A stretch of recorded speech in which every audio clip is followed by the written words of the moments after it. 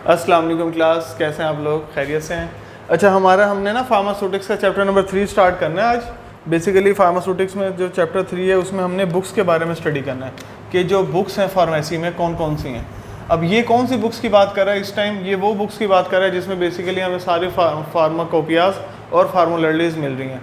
ठीक हो गया? इन दोनों बुक्स के बारे में बात कर रहे हैं। These books contain standards for drug, यानी कि ना हमारे पास इसमें मेडिसिन के लिए ना ड्रग्स के लिए स्टैंडर्ड बना हुआ है। किस तरह का स्टैंडर्ड बना हुआ है भाई? आप देखें, आपने जो भी इंग्रेडिएंट यूज़ करना है आपको उसकी स्पेसिफिकेशंस पता हो, उसके एक्चुअल डोज पता हो। इसी तरह जब आप फार्मेसी में बैठे हैं आपके पास BNF की बुक होनी चाहिए, ब्रिटिश नेशनल फार्मोलैरिडी, जिससे आपको सारी डोजेस वगैरह पता हो। आखिर हमने जो मेडिसिन मार्केट में सेल करनी है उसके लिए हमारे पास कोई ऑथेंटिक सोर्स भी तो होना चाहिए ना, कि यार हमने जो मेडिसिन बताई है उसकी डोज बताई है वो किस बेस पर बताई है। तो बेसिकली ये सारी चीज़ें इसके अंदर आ जाती हैं। इसके अलावा कुछ क्रूड ड्रग्स भी आ जाती हैं। क्रूड ड्रग्स कौन कौन सी हैं? यानी कि जो क्रूड ड्रग्स जिसके थ्रू ये फार्मूलेशन वगैरह सारी आगे बन रही है। अच्छा, सबसे पहले हम इसको देख लेते हैं थोड़ी। These are the books contain standard for drugs, standard है ड्रग्स का एंड अदर रिलेटेड सब्सटेंसेस। ठीक है, एक तो ड्रग्स हो गई और उसके अलावा उसके साथ जो उसके अंदर रिलेटेड सब्सटेंस डलते हैं। मैं आपको बताता चलूँ, जैसे हम कोई भी फार्मूलेशन बनाते हैं ना, फार्मूलेशन बनाने के साथ साथ हमने उसके अंदर सबसे पहले तो हमारा API हो गया, एक्टिव फार्मास्यूटिकल इंग्रेडिएंट। उसके अलावा सर्फेक्टेंट हैं, बाइंडर्स हैं, डिसइंटीग्रेंट्स हैं, ठीक है, फ्लेवरिंग एजेंट हैं, स्वीटनिंग एजेंट हैं, ये सारी चीज़ें भी हम उसके अंदर ऐड कर रहे होते हैं। तो इसलिए इस सारों को वो किस में ले आया? वो रिलेटेड सब्सटेंसेस में ले आया। Are known as pharmacopoeias and formularies, यानी कि फार्माकोपियाज बेसिकली क्या है? Drugs and their related substances, यानी कि जो भी ड्रग्स हैं या रिलेटेड सब्सटेंसेस हैं। और फार्मोलैरिडीज से मुराद ये, यानी कि जो आप फार्मूलेशन बना रहे हो उसमें उनके फंक्शंस क्या क्या हैं, वो कैसे परफॉर्म हो रहे हैं। ठीक हो गया?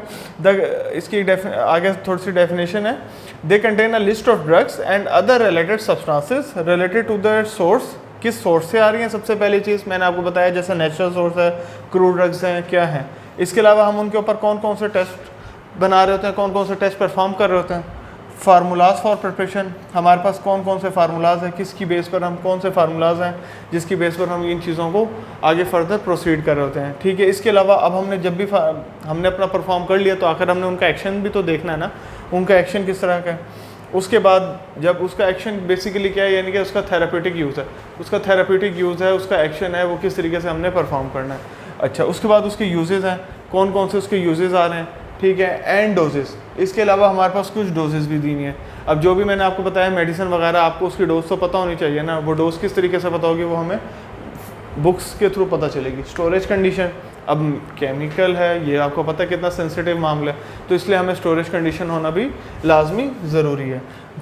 इसके अलावा क्या कह रहा है? There is a list of medicine of crude drugs. Crude drugs वो बेसिकली जितनी भी नेचुरल सोर्स से हम हासिल कर रहे हैं सारे क्रूड ड्रग्स हैं। अल्कलाइड्स हैं, रेजिन्स हैं, वोलेटाइल्स ऑयल्स हैं। ठीक हो गया?